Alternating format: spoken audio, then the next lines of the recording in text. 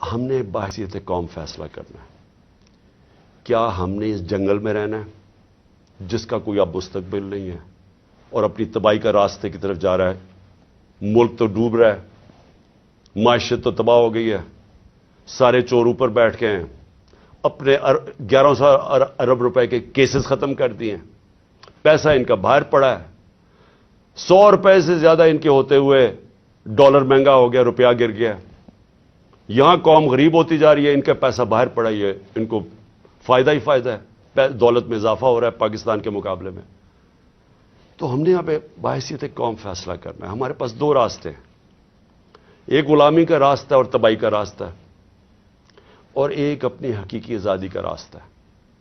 میں اپنی ساری قوم کو آج کہہ رہا ہوں, دیکھیں جو ذل شاہ سے ہوا ہے, اگر آپ سب کے دل میں وہ تکلیف نہیں ہے جو آج ہم سب کو ہو رہی ہے, یہاں ڈاکٹر صاحبہ بتائیں گی نہیں, وہاں عورتیں رو رہی ہیں ہماری جو ہر روز اس کو دیکھتی تھیں.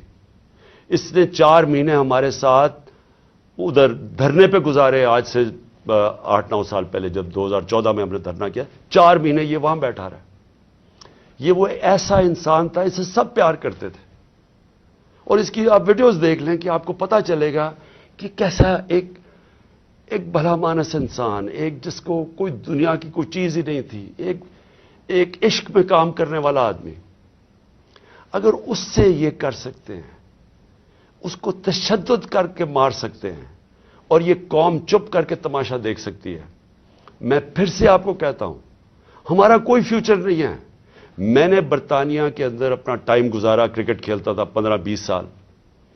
ادھر اس طرح کی چیز ہو, ساری قوم سڑکوں پہ ہوتی ہے, کوئی زندہ قوم ہے, وہ قوم امر معروف پہ چلتی ہے. اس کو جہاد کا مطلب پتا ہے کہ جہاد ہوتا ہے ظلم کا اور ناانصافی کے سامنے قوم کھڑی ہو, وہ زندہ قومیں ہوتی ہیں.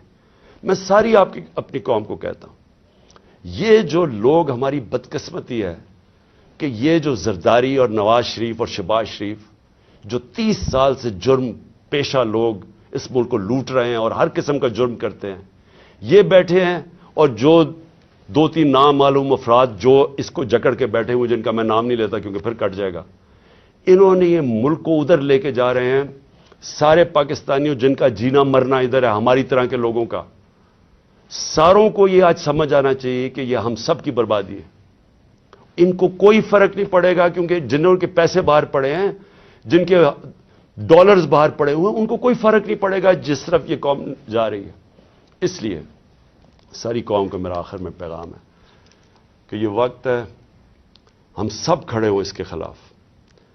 میں جو انہوں نے کیا پرسوں, یعنی جو ظلم کی انتہا کی, ساری قوم کے اوپر ہے. یہ ہمارا جرم کیا تھا؟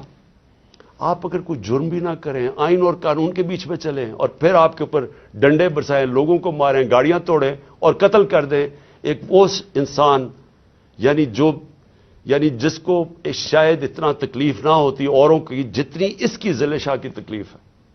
میں ساری قوم کو آج کہتا ہوں کہ آپ سب تیاری کریں. ہم نے اس حقیقی آزادی کی جہاد میں ہمیں سب کو تیار ہونا چاہیے کہ ہماری جان بھی چلی جائے, لیکن ہم نے اب پیچھے نہیں ہٹنا.